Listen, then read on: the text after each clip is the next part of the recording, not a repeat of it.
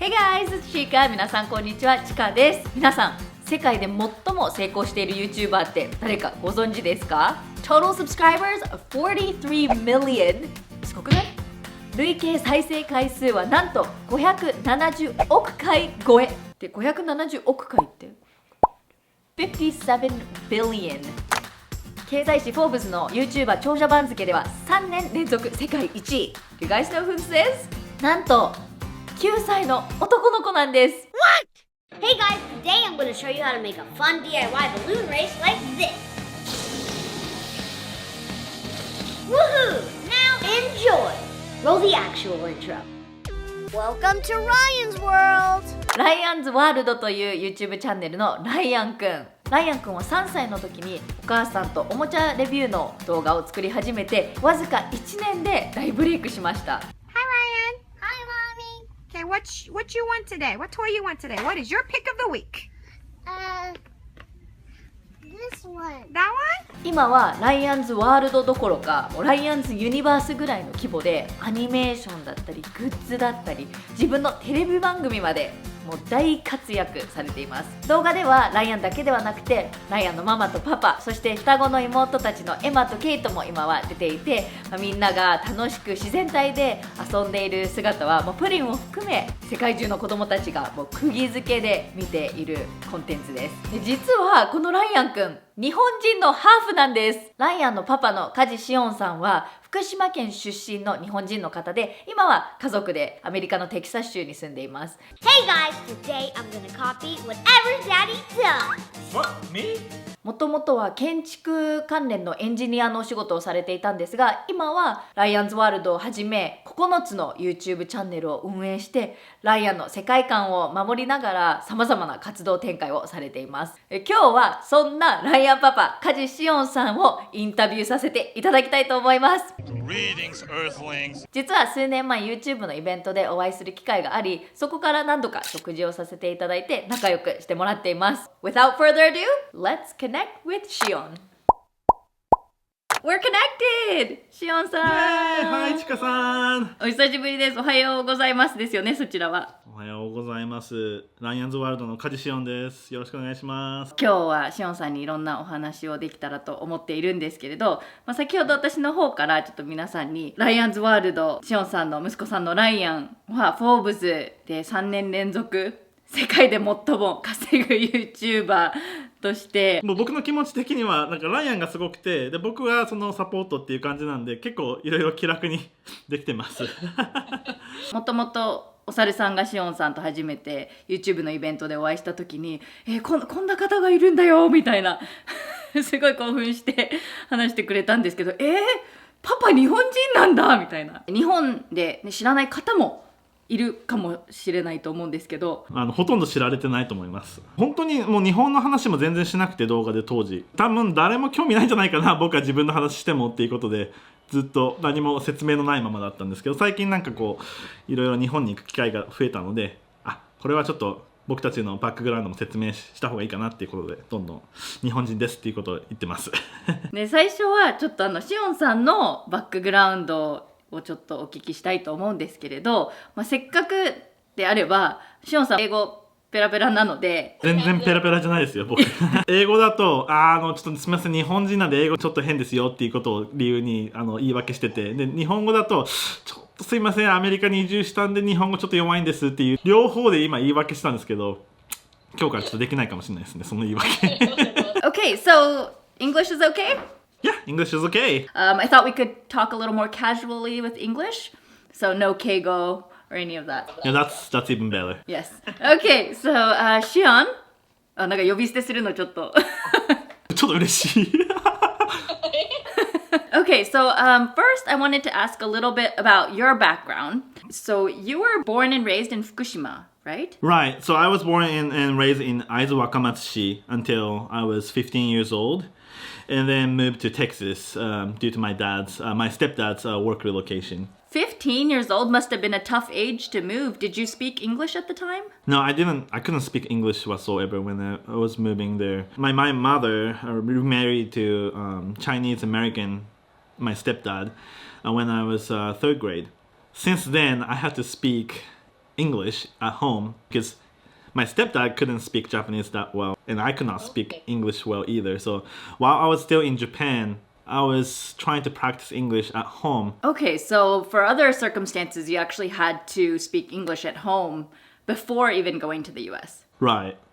That must have been pretty tough. Yeah, it's interesting because typically when people move to US as a foreign exchange student, or you learn English through school or the outside life, but then for me at home too, I have to speak English so I can communicate with my stepdad. So that was a little bit different experience for me.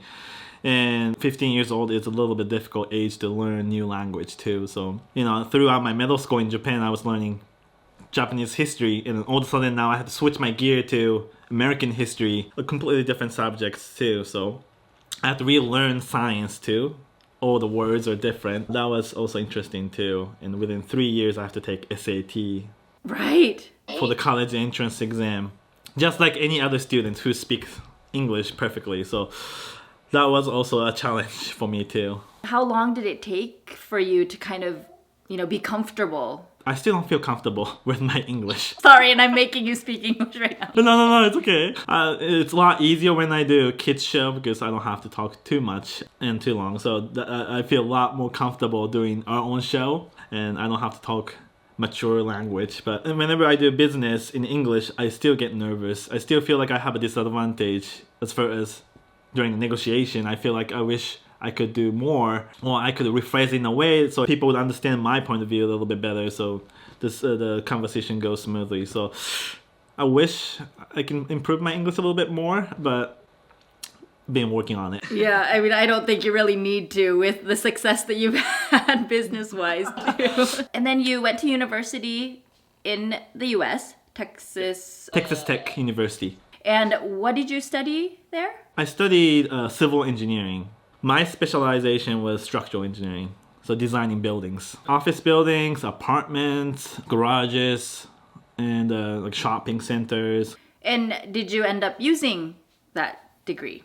Yes, after I graduated from Texas Tech, I went to Cornell University for grad school. And after I graduated from Cornell, I was working as a structural engineer in Houston. You worked at a company doing that? Yes, I was working at the company. I was working there for 4 years, actually. What was your specific role? Before the construction, architect designed the looks of the building. And based on that, structural engineer has to design beams, columns to support the structure. Our job as a structural engineer is to make sure the building stands safe and sustain for a long period of time. A lot of times when you see buildings, all the components that we design, people don't see it. Beams and columns are usually hidden behind the wall. So I was going to say that, going from structural engineering to, running YouTube channels sound completely different. But at the same time, when you explained that to me, I was like, that's kind of what you do for Ryan now. Yeah, it doesn't have that much exposure. Yeah. No, not that part. But you make sure he's safe and you build the structure. True. And that's a good way to put it. Yeah. Okay, so I want to ask you a little bit about Ryan's world and how you got started with your YouTube. So can you tell me what made you start YouTube, or what made Ryan start? Yeah, so when Ryan was 3 years old, he loved watching YouTube channels, and especially the kids reviewing toys. So soon after, he asked us if he can film YouTube videos just like them. And at that time, we didn't know you can make money, you can monetize a channel. So we started out as more of a hobby, and just to share the video to our relatives in Japan and Vietnam. So after 4 months since we launched the channel started gaining exponential growth in viewership, and very soon became one of the top kids channel in the first year. That was a little bit shocking for us. We weren't really prepared to run any business or do it for a long period of time. We were just more of a spring break, a little project between Ryan and Ryan's mommy. But Ryan really loved filming videos, and he seemed like he's very good at it too. He's very natural in front of the camera, and he can imagine the viewers beyond the camera. So he really was communicating with his fans through the camera. So just that perspective, I thought he had some talent being a YouTuber. So we decided to continue on our channel. But we felt it was necessary to take a new initiative to maintain Ryan's privacy and childhood. So I think after 6 months or so, my wife and I started appearing in the video. So we can co-host the channel, and also Ryan's participation become less. And it'd be fun for Ryan to have someone to interact with in the video. And another thing we decided to do as we continue working on the channel was make sure we limit Ryan's filming time each week within 3 to 4 hours. And so Ryan can balance his personal time by doing extra activities like taekwondo or coding or swimming. And from there, we started a production company. We thought, that's a big jump, sorry. The reason why we thought it's better to start a production company was because we've been editing, we've been filming, and we noticed our time was also being devoted to the YouTube so much that it started impacting the time we spent with kids too. We don't want to sacrifice that. So the first thought was maybe we should hire maybe 1 or 2 editors that they can help us on editing, and then that kind of expanded a little more and more. It became a company, and now we have 28 person production team. Wow. Yeah, it's a lot to take in just listening to the story. I mean, at first, was it hard to have someone else edit the videos? Yeah, it's very hard because when you film, you're filming at home, it's your personal space. And then you're giving the video footage of your personal space, personal time to somebody else to edit. And you have to rely on their judgment on the creative direction, style, and pacing. It took us probably 2 years until we were fully happy with the finished product. You have to communicate your style, your vision to the people, and it takes time. I'm glad we did it, what we did, but it was a little bit of a long process to get to where we want to be. Yeah. Yeah, I wasn't expecting you to say 2 years. That's actually quite a long time, but that's what it takes. Yeah, I mean, because even somebody with the background with editing a YouTube video, each YouTubers have a different style, right? So you can't really rely on their experience too much because, and especially kids' content is very unique in a way too. So that's something else we have to teach them. What kids think it's interesting is different from what adults think it's interesting. So we have to adjust that point of view too. We're gonna kind of go back, but at what point did you quit your job? After 8 months or 9 months since we started. It was a little bit difficult for me because I went all the way to graduate school to get that job. So it was hard for me to leave the job for YouTube. Especially at that time, nobody really understands the YouTube. They don't think it's a career, especially in Texas. So I got a lot of pushback from my bosses too, that they were very concerned about my future. Yeah, but what made you just take that step though? So at that time, my wife was pregnant with Emma and Kate, and she was on a high-risk pregnancy. I have to take Loanne to hospital at least once a week from the very early stage on her pregnancy, and I couldn't really keep up with YouTube and my work and taking care of Loanne too. So I thought my first priority is taking care of Loanne and prepare for the babies. So I left my job in the middle of that. So you just thought that it'd give you more flexibility choosing the YouTube path? Right, and I see a huge potential from YouTube, and I didn't want to be the setback for Loanne and Ryan either. A lot of new things that we could have done, maybe we held back because I didn't have much time. So I thought I'm not really doing anybody a favor continuing my engineering job. So that's why I left and started fully working on the YouTube channel. How was that for you, that big transition in your career? It's fun because now I have more time with my family. As far as my wife goes, I see her 24 hours every day. So I enjoyed that. We get to have lunch together every day, and of course breakfast and dinner too. But when I was working as an engineer, I had to have lunch separately. That's my favorite things, is having lunch with my whole family. That's something I couldn't do before. And now you have not just Ryan's World, but 9 channels? Right, we are currently managing 9 channels. Many of them are not hosted by Ryan. So the thought behind expanding and diversifying the brand and channel was so we can minimize Ryan's participation. A lot of the channels being hosted by animated characters. We have animators in our team, so they design original characters, and those characters, those series of characters, become the host of each channel in different categories: video games or science experiments, challenges. So all these different channels hosted by animated characters become another sub-brand, but then all lives in the universe of Ryan's world. Combo Panda and Gus the Gummy Gator. That's right. How did those come about? Was it like Ryan's imagination came to life, or? So the way it started first was, let's see if I have. So this is called Red Titan. So we have a bandage too. And this is the character based on Ryan. And that was the first character we designed. And actually, I designed it first. Oh, you drew that. That, of course, looks like the kid's doodle. So we asked the animator to draw it a little bit better. But after we created that first character, we thought she should have the other animated character so he has more friends in the universe. So that's when we started creating more and more. That must be a huge process, though. Yeah, creating animation on YouTube is challenging, right? Because one, animation takes a lot more effort and money to produce one video. For us, we use track the motion of the actor. So once we design the character in animation, this software, then all we have to do is film the actor's voice and movement, and then we can translate that into the animated character. Oh, wow, interesting. Kind of similar to how Toy Story does their production. So without asking Ryan to do anything additional, we were able to expand the brand, diversifying the brand over time. It's interesting because I think that you've structured your career in a way that allows you to have a lot of time with your family and have all this time, but also have a very successful business. You're managing, not doing all the editing and the creating, but you're like managing the entire thing.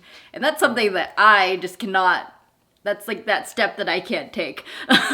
So it's very hard because your style is very personalized to you. And delegating that to somebody else is not only it's difficult, but it's also emotionally hard too. But I also found and our content is somewhat simplified, so compared to your content, so it was a little bit easier process for us. But I also foreseen the possible issue with kids content on YouTube. I was very concerned in the very near future we won't be able to monetize in the same way, and which exactly what happened last year because of the personalized ads has been taken out from the kids channel. So actually many of my friends who's creating the kids content, they discontinue their channel or they're taking a long break because financially they cannot support their content. you felt this coming before it. Right. I always felt like the volatility in kids industry on YouTube. Relying on YouTube, just solely YouTube as a revenue source was very risky in the business. I thought we need to diversify not only the brand itself, but also the revenue source. That's why we started licensing and merchandise and also TV show and many other things. But now YouTube is only the portion of what we rely on financially. About how much is YouTube for you guys? I would say it's definitely less than half. Less than half now. Wow. Yeah. You mentioned merchandise a little bit, but Ryan has his own brand of, toys and merchandise in Walmarts across the US. Correct, yeah. Walmart, Target, actually anywhere like a supermarket or Amazon. Our products are sold globally, like in Europe, in Asia. One of the few countries that we don't have entered the market yet was Japan. So And he's half Japanese. we were really ambitious about creating our own product lines. That way we have a relationship with fans, not through the monitor, but with the just real world too. Doing all these other businesses besides YouTube, were you ever worried about like what people would think of you making, merchandise and becoming too business-like? Yeah, there's always the concern, right? Because one, you have to worry about sustainability of your brand and your company. Because if I were to disregard that, then financially I'm wasting Ryan's estate. So I have the responsibility as a parent and as a owner of the brand and company to make sure I also think about the sustainability of the what Ryan has started. So that's one thing. And another thing is having the other revenue source outside of YouTube. It allowed us to continue the content that we believe in. It's true to our brand. So we were able to continue creating the educational video on our channel. And a lot of times we won't make a profit from those videos, but we were able to support it from all the other projects.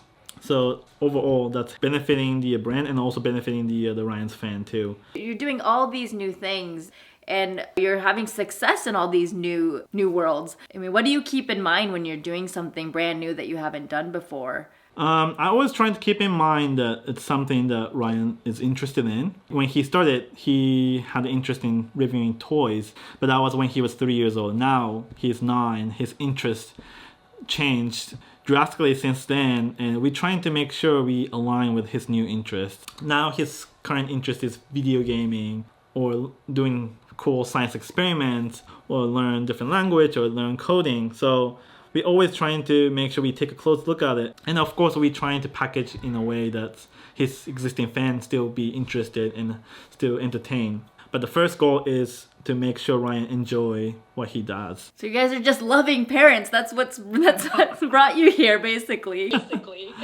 I always make sure, for example, any project that's outside of YouTube, I always make sure it carries that same essence from our channel. And that's something that I take very seriously on any product we create. We have the specific guideline. Oh, this character is supposed to be this and this personality. Ryan's core attributes are this and this. Let's make sure we translate that into this project. How you started, your vision, you have to maintain it even when you create something new. That's very important. That just having that helps you kind of select what to do better. Right, and a lot of new projects we say no because we feel like it's not a great match. So I'm sure you get a ton of offers all the time to do new things, I'm guessing. I'm sure that, you know, it's not always positive feedback that you guys get from people, right? Right. And, you know, making content with your kid, there's probably lots of opinions about that. But I always think, like, if you're gonna have your kids watch the content, then it's probably a much better learning process to make content with your kids. Yeah, it's a great way to provide a place for kids to have output.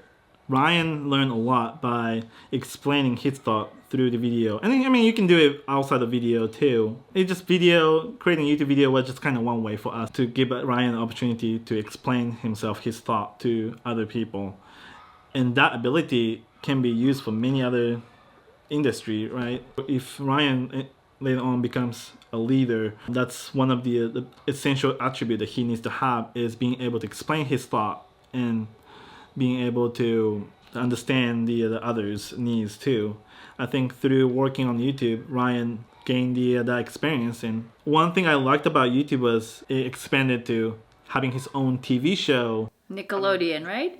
Yeah, through Nickelodeon. There's a lot of different potentials through the YouTube. Maybe the start is maybe from YouTube channel, but then it goes beyond and becomes something else that's even better. So to me, I think it has a significant potential on the YouTube and for kids' future too when they do, if you do it right. So I love to help anybody who's starting a YouTube channel just however I can. So And that's why you guys have a book out in Japan now, right? yeah, we published a book in Japan.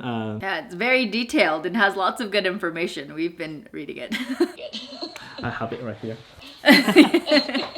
ちょっと告知みたいになってすみません。全然大丈夫です。私たちも読ませていただいてすごく参考になります。So this is the first time explaining our background story of how we started YouTube. So I thought it was kind of interesting. And it's written in a comic book style, so.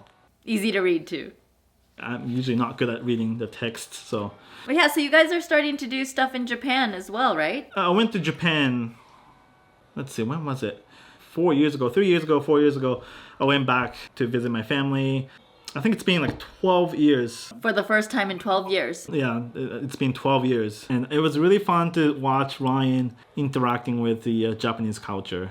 Seeing Ryan's response with the stuff that I grew up with was really fun to see. So I really enjoyed that experience, and so we went back to Japan more often. And through visiting Japan, we met some people in Japan, and I felt like we could do something together. We could create something fun project together. So the most recent project we've done in Japan is working with Shin Animation. So Shin Animation produced Doraemon, Crayon Shin-chan, all the animation that I grew up watching. The team from that company created the original animation for Ryan's World. We distribute the content through the Amazon Kids Plus. Yeah, I think that I thought that's something only we could do. I have the essence of both Japan and US. So being able to bridge the two countries and bring in a great animation content from Japan to US. Because you love Japanese culture, right? That's the one reason why I have surrounded by the comic books, mangas. With all the success that you guys have had, I'm sure there's been hardships with that. But what has been the hardest thing for you in this road to success? The hardest thing is any decision that we make as a parent, the personal decision or any business side decision, it would affect Ryan and the family greatly. So I guess hardest thing is just making decision each time. There's hundreds and hundreds of new things comes in, and I have to make a decision for Ryan, what's most beneficial for Ryan, what's Ryan's most best interest. And I always get nervous if I'm taking the right step for him. I won't know if I made the right choice or not until he grows up and what he thinks. So I don't know the right answer until then. So that's a little bit of the difficult part. I guess that's with any parents in general. I mean, your decisions are a little bigger in scale, and there's business decisions with that, so it's probably a lot harder. But we all don't know if we're doing the right thing, right? True. It's always for any parents, it's always a try and error, right? So. And what's the best thing? The best thing is that we have a lot more time together as a family. I see Ryan's success, the closest spot possible. Just seeing Ryan doing a really cool, interesting project, just standing right next to him is really fun to experience. A lot of times when kids grow up and they start their own career, parents don't get to really see what they do, but for us, we were able to experience it together with him. So I feel very fortunate that we have that opportunity, and it's exciting to see what Ryan's next interest is, because we completely okay with Ryan exploring something else besides YouTube. Yeah, most kids, they say they want to grow up and become a YouTuber, but Ryan has already done this, so he can pick whatever else he wants to do. Yeah, currently he wants to be game developer. Game developer, okay. He said he can also promote his own game through his channel, so he's already thinking about how to promote it too. So, the last thing I was going to ask you about was kind of your vision going forth, but it's whatever Ryan kind of is interested in at the time. Yeah, we always wanted to stay aligned with Ryan's new interest, and then that's when we can still utilize the animated characters to cater toward the existing fans who has interest in what we used to have. Animated characters can still do maybe what Ryan used to do, so allow Ryan to have time to do new things. Our focus is now is creating content. It's combination of education and entertainment, and we call it edutainment. I like those two words too. Yeah, so we're hoping to put more effort into the edutainment a lot more this upcoming year. Your wife Loanne used to be a teacher before doing YouTube, right? Right. It's like a perfect match. Yeah, she used to teach chemistry at high school, and she's very passionate about education, helping out the community too. When she was teaching at high school, she felt like a lot of kids didn't have the opportunity to learn fundamental education when they were little. So at the high school, it was a lot harder for them to catch up. Through our video, you can inspire those kids, and then maybe they can learn on their own. So essentially what we want to do is, after the viewers watch our video, close the iPad and then start trying on their own, if it's like a science experiment or it's crafting, instead of watching videos after videos. English education in Japan. That too, yeah. I think Ryan would be a great personnel to teach English. He teach me English all the time, so. I also find it's very important to do trying a new category that hasn't been done by YouTubers. I think it's very important. Not only it would be great new initiative for us, but that opens the door for other YouTubers. We want us to be the kind of path for the other people to just take over and kind of create something better. シオンさんなんかすごいいろいろと詳しく聞いてしまったんですけれど、ありがとうございました。なんかありがとうございます。シオンさんの話を聞いてて、さっきもちょっと英語でも言いましたけれど、コアにあるのがやっぱりライアンなんですね。そうですね。こういうキャラクター作ろうとかそういうのももともとはライアンの撮影時間が長いなってとこからだったんで、決してなんかこうビジネスマインドがあったわけじゃなかったので、偶然ここにたどり着いた感じですね。ちょっと話があれになっちゃうかもしれないんですけど、シオンさん未だに英語がカンフォタブルじゃないって、そのやっぱ英語でビジネスね、でもガンガンお仕事されてるわけじゃないですか。どういうマインドセットというか思っていけばいいですかね、海外でお仕事するとかってなった時に。やっぱり自分の意見をちゃんと言って、人間関係を保つのも大事だけど、自分の意見をまず通すのが一番の最重線で、自分の意見を通してしかも人間関係を保てるのが一番理想的な形なので、言いにくいこともはっきりと言う。そうですね、あともう言いにくかったらもうメールでもいいんで、後で僕は基本的に会議でこれ言いづらいなーって時はちょっと後でメールでお返ししますって言ってでメールでちょっともうちょっとちゃんとした意見を出したりとか。なるほど。やっぱり日本人なんで、目上の人とか結構ビジネスする時にやっぱり年上の方がほとんどなので、そういった人たちとこう話し合いとかするのがちょっと未だにちょっと苦手ですね。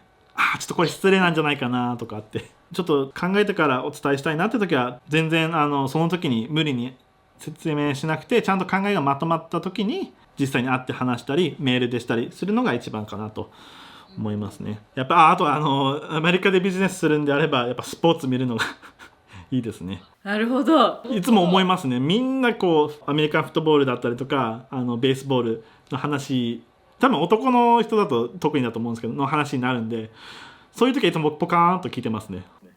シオンさんは見ないんですね。僕はそれ何バスケボールベースボールどっちフットボールってチームの名前では分かんないんで何のスポーツなのか。シオンさんは多分もう大きなネタがあるから、多分スポーツとか話せなくても全然相手も興味持って話してくれますもんね。いやどうでしょうね。僕逆に仕事以外で話するってなった時とか、従業員とすごい緊張しちゃうんですよね。何話していいか分かんないみたいな。会社のクリスマスパーティーとか一人でポツンと何話していいか分からないからしてますね。遠すぎて目指せないですけれど、ちょっとずつ他のこともできるように自分たちもチームを作るなりしたいなって思ってます。なのですごく僕は心の中で目標ちかさんなんで何の目標ですか？動画とかもずっと見てて、すごい英語と日本語両方僕聞くのはちゃんと理解できてるんで、両方すごい本当両立できてるなっていうのを見てて思って、僕もそうなりたいなっていつも思ってました。動画見て。ありがとうございます。ここにありました。いや本当になんか全然初心者じゃなくて長くやってても参考になることがたくさんあって、これのおかげでおさるさんがめちゃくちゃちゃんとアナリティクス見るようになりました。ありがとうございます。私たち本当にアナリティクスもう ほぼ見てなくて、もうちかさんはもう確立したファン層があるからもう必要ないんじゃないかなって思うぐらい。いや最近は結構あれですね、シビアですね。 YouTube 界 YouTube シビアですね。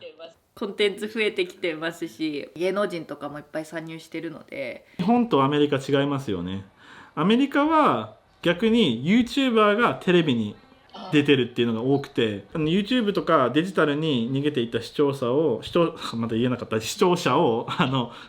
YouTube の方をテレビに起用することでデジタルからまたテレビに戻すっていう流れが今あって、アメリカでは。確かになんか司会したりとかしますよね。あとネットフリックスとかにもよく出たりは。そうですね。なんか日本だとね YouTuber ってどうしてもただのなんか YouTuber として取り上げられるだけなので、あとは日本で感じたのはやっぱりアフィリエーターっていう観点に見られてるのかなっていう風な感じで、 YouTuber ってどちらかというとクリエイターだなと僕は思うんで、 YouTuber の人を見てると本当に商品紹介みたいなことだけじゃなくてテレビでも見るようなコンテンツを YouTube で作ってる人ばっかりなので、なんかそういうこともちゃんと認識どんどん変えられたらいいかなって思いますね。価値がねまだそこまで感じてもらえない感もありますね、日本は。はい、じゃあしおんさん本当に今日はいろいろとありがとうございましたありがとうございました。すごい楽しかったです。個人的にいろいろ聞きたくなっちゃってついつい長くなってしまいましたけれど、しおんさんのことをより知れて、そしてね、日本の皆さんにもちろんしおんさんのことを知ってる方もたくさんいると思いますけれど、もし知らない方がいたらね、こんな活躍されてる日本人の方がアメリカにいると。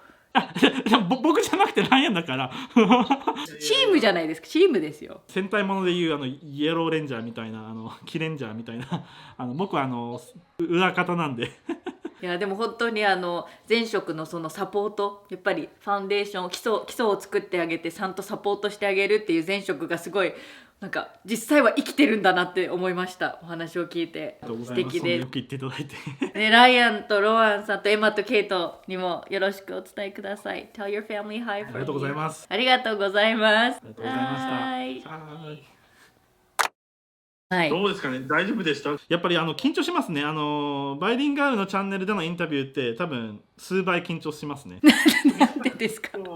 言語の観点から見てるって思われると、やばい、これちょっとこの単語のチョイスは良くなかったなとか。いや、そんなことないです。 Alright, so that was our interview with しおんさん。実はしおんさんに初めてそのイベントで会ったのはお猿さんだったんだよね。そう覚えてますよ。6月14日。なぜかというとプリンの誕生日の次の日。そうプリンの誕生日の次の日にお会いする予定が入っていて、もう早く帰りたくてしょうがなくて、なんでもうこんなミーティングこんな日に入ってんだろうと思って行ったら、もうめっちゃお話が面白くて、早く病院に戻りたいんだけれどもこの話も聞いてたい。生まれた次の日？そうだよ。2018年。そうだよ。今なんかなるほどね。早くちっちゃい生まれたてのプリンに会いたくてってこと。病院からそうだったミーティングに行って、だから私いなかったんだ。そうだよ。そしてしかもね、ありがたかったのは日本語で話せるっていうこと。こんな世界の貴重な情報を日本語で話す、超嬉しかった。私はここまでゆっくりしおんさんとお話しするの初めてだったので、自分がなんか思い描いていたしおんさんと今日知ったしおんさんに、正直ギャップがあって、ね、その活躍している感じの情報もよく、ねメディアとかでも見るから、なんかすごいねみたいな、こんな展開いろいろして、なんかすごいビジネスマンで、もちろんそれはベースとしてあるんだけれど、ただ今日はそのパパのしおんさんをすごい知ったというか、ライアン思いというか、そう裏はファミリーも思いがう全部ライアンに家族のことを思って展開していったのが、結果としてすごいお金を生んでいるっていうこと、でさらにそこに 100% の力でやっていくんだよね。ライアンのためとかファミリーのため、そしてスピード感がすごい。何年やってます？ちょっと別に私だからライアンのそのもともとあるナチュラルなタレント、そのカメラの前でのそのキャラクターの良さと、お母さんが学校の先生をやっていたっていうその知識と一緒のコラボレーションしたコンテンツがあって、でしおんさんのその思いとスピード感っていうもうので、全部シナジーを家族ファミリーシナジーが生まれて今に至ってるっていうね。すごいですよ本当に。全員が何かその bring to the table っていう表現があるんだけど、みんながテーブルに何かを持ち込んで作り上げてるっていうのをすごくしおんさんとの話を聞いてて感じたし、なんかしおんさんすごいビジネスマンだなっていう感じではない。チカがいつも言ってるのと同じ単語が出てきてたよ。エデュテインメント。そう、エデュテインメント。あれパクられたかなと思って。あれある言葉。あること、ただそこまでやってる人が多分少ないからあんま使われないんですよね。エデュテインメントと同じ分野の大先輩ライアン君星のような今度ライアン君とちょっとお話できるかな、いつか。ねえ、プリンの方が早いだろうね、ライアンと話すのね。確かね、あれだけ普通に、ね、英語を話してるし、家族でも英語、ビジネスでもこれだけ英語でやっているのに、やっぱり自信がない、英語に自信がない部分があるっていう話をしてて、でも多分それ以上に伝えなきゃいけないこと、やっぱりライアンのやりたいことやりたくないことだったりで、もうやるべきこと、ライアンと一緒に作ってきたビジョンっていうのがあるから、だから関係ないんだと思う。もうパッションですよね。そうパッション、本当におさすがのことやるとなんかすごいいきなり軽くなるからやめて。これ知ってる人は知ってる。芸人さんかなんか懐かしい。ということで今日は梶シオンさんをインタビューさせていただきました。 Thank you シオン。ありがとうございます。ありがとうございました。 Hope you guys enjoyed the video. Give us a big like if you did and we will see you guys again soon. Bye. Bye.